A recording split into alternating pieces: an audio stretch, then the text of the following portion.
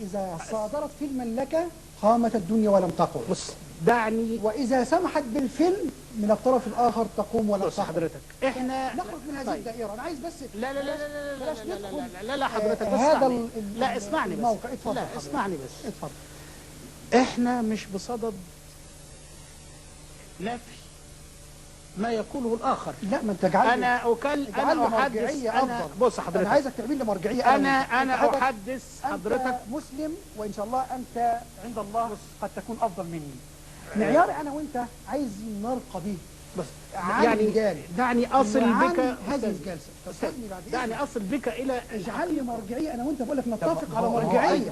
طب سيبني بس. أنا عايز يرد على وحيد حضرتك. جعل لي مرجعية غير ثابتة متغيرة. لا مش تتغير بالزمان والمكان. يا أستاذ، أنا عايز علشان يمشي الحوار على أسس نعرف الفن زي ما قلنا، نعرف وظيفته، نعرف المرجعية اللي تحكمني أنا وأنت. أنا في مرجعية، فين الصح في مرجعية. خلي الأستاذ وحيد يقول إيه المرجعية اللي بيتصورها. اتفضل أستاذ وحيد. قلت لحضرتك الرقابة، وإن كنت لا تصدقني، متغير. يحكمها قانون ثابت متغير. القانون لم يتغير، وإذا تم تغييره فبيتم أساسا بلجنة من الخبراء ولا يجاز إلا بموافقة من مجلس الشعب لأنه قانون. فإذا أنا عاوز أقول لحضرتك إن إحنا بيحكمنا في الأصل قانون. ودعني أذكر لك بعض الأمثلة. مسرحية الحسين سائرا للأستاذ عبد الرحمن الشرقاوي رحمه الله لم تصرح بها الرقابة على المصنفات الفنية، واشترطت موافقة الأزهر الشريف، واعترض الأزهر الشريف، وبالتالي ظهرت المسرحية بعد التعديلات التي طلبها الأزهر الشريف. أسوق إليك هذا الدليل حتى تتأكد أن هناك رقابة تمارس حقها الشرعي والقانوني ولا تسمح إلا ما يخضع للقوانين الرقابية. هذه واحدة. وصدقني كل المبدعين دائما وأبدا في عداء مع الرقابة. نحن لا نحبها لأنها قيد، نعتبرها قيد على الفكر وعلى حرية الكاتب والمبدع. يبقى الأهم يا سيدي وهو ضمير الكاتب، ضمير المبدع فيما يقدمه من فن للمجتمع الذي يعيش فيه. أنا معك تماما وعلى طول الخط بأن هناك تجاوزات. واعتراضي الذي سوف أسجله أننا نعامل الفن بطريقة متشددة للغاية، ورأيي الشخصي أن الفن شأنه شأن أي مهنة أخرى تخضع للتجاوزات. نرجع برضه بمعنى لحظة أرجوك سأنتهي بعد دقيقة. لا تنتقل إلى نقطة حتى ننتهي من النقطة.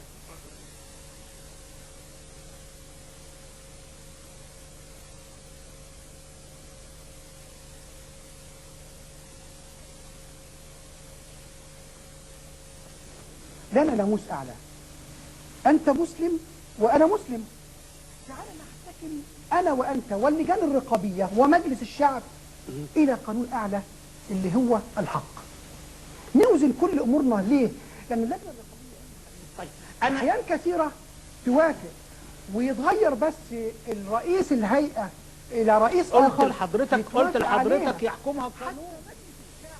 حتى مجلس الشعب يرفض الشيء ويقبله مجلس آخر، بل يرفضه في دورة ويقبله في دورة. أنا عايز أنا وأنت سيدي القوانين لا تتغير يا أخي. القوانين تتغير بتغير الأشخاص. أنا وأنت في موقع عملنا نتغير بتغير الزمان والمكان والظروف السياسية والبيئة التي حولنا. ما دام حضرتك بتقول كده يا أستاذ أبو إسلام، ليه بتنكر على إن الرقابة بتتغير مفاهيمها للشيء من زمن إلى آخر؟ أيوه، ما أنا اللي بقول كده. أيوه. مرجعية ليا. أمال إيه هي المرجعية اللي حضرتك متصورها؟ أنا عايز المرجعية ليا هي دين الله. هي دين اي تفسير الله. اي تفسير حضرتك يعني اي تفسير يعجب الاستاذ وحيد انا موافق حلو. عليه. طيب وأنا بس نقول ها ان هذا يقبله الله او لا يقبله. بس أنا موافق. فإن اتفضل يا استاذ وحيد. أنا موافق حضرتك. أنا موافق حضرتك. اتفضل حضرتك منطقي. لا، أنا موافق حضرتك. اتفضل. إذا كانت هناك بعض الأعمال الفنية تتعارض مع مبادئ الدين الحنيف فأنا موافق. عاوز حضرتك حاجة أكتر من كده؟ لا عظيم. ولكن أسألك، ايوه أليس الكذب رذيلة بالتاكيد. والغش والغش والخداع والزنا والطهاره كل والفسق. أيوة انتظرني ها؟ انتظرني والغش ايوه والتعامل وتعامل البشر بعضهم البعض بقسوة ورعونة، أليس كل هذه الأشياء مخالفة للدين؟ مخالفه للاخلاق. وفي المهن أليس هناك الطبيب الذي لا يراعي الله ويبالغ في أجره وربما يقوم بعملية إجهاض أو غيرها؟ أليس هذا موجودا؟ عشان كده دعني لا يصح ان نجعل الضمير دعني أكمل من فضلك. إذا حضرتك أصلي بعض الناس يريد قتل إبليس، وهذا الأمر ليس في استطاعة البشر. إبليس خلقه الله سبحانه وتعالى، والله سبحانه وتعالى يعلم الرسالة أو يعلم مهمة إبليس لدى البشر. لا خرجت شويه. خلينا في موضوع الفن. خلاص لا أنا أقول لحضرتك. لا خلينا في موضوع الفن. طيب أسألك كده هندخل في قضيه ثانيه. طيب أسألك أسألك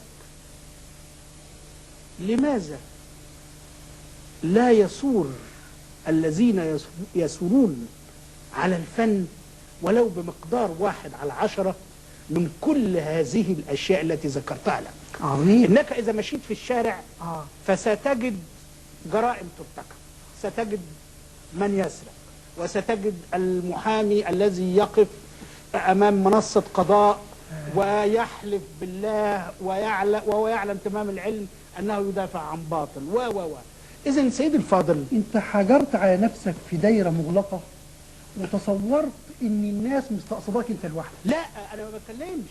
أنا قلت لك اللي بينكر ما هو معروض من الفن أنا ما جعلش قضيته هي الفن. أنا ما بنكرش المعروض من الفن. ما انت يعني بص حضرتك، لو يبذل من الانكار على الفن على الاشياء الباطله الاخرى 1% مما يبذل ضد الفن، انت بتطالب بكده. لا ده انا بقول لك انا عاوز اقول لحضرتك ان هناك كراهيه متعمده ومقصوده ومدبره ضد الفن. مظبوط. اسمع بقى، هل هناك كراهيه متعمده ومقصوده ومدبره ضد الفن؟ نعم، بس اي فن. مهنه الفن انا بقول انا ماسك المساحه كلها بتاعتي باستثناء الرقص، كله هاد، سينما، مسرح، ادب، شعر، غناء، قول ايه من الفنون الاخرى. الاسلام مساحته واحده من كل ده، لا ضير على الاطلاق في هذا. هي فقط ان اللي بيفعل الخطأ عارف ان هو فاعل الخطأ بالفعل، ودي ميزة المسلمين، شيء جواني يدركون به وهم يفعلون الخطأ انه خطأ، وكل البشر يشيرون اليهم انتم الخطأ. لكن لا، الاسلام لم نسمع عالم، انا شخصيا وهات لي عالم دلني عليه الان انكر او اشار بحرمة الفن لعالم او شيخ او داعية او طالب علم. حضرتك كنت بتقول مظبوط على ايه من شويه؟ هقول لك مظبوط ليه. نحن نكره ما صنع تحت اسم الفن، ما صنع منتج الفن الموجود. طب انا بس اسمح لي، مش كل منتج. عندي هنا بس اتفضل.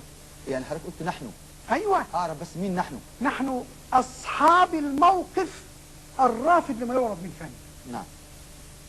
كل الرافضين لما يعرض من فن يرفضون الفن، ولكن ويميزون بينه على فكرة، ونقول واحد حامد هنا افضل من دي، واحد حامد من هنا كان اسوأ من دي، وهذا مش عارف حسام مصطفى كان، وهكذا. لكن لا يمكن الادعاء اللي بيروجه الطرف الاخر ان احنا خصوم لمهنه الفن اللي بنمارسها، وموجود اعمال سينمائيه روائيه ضخمه اسلاميه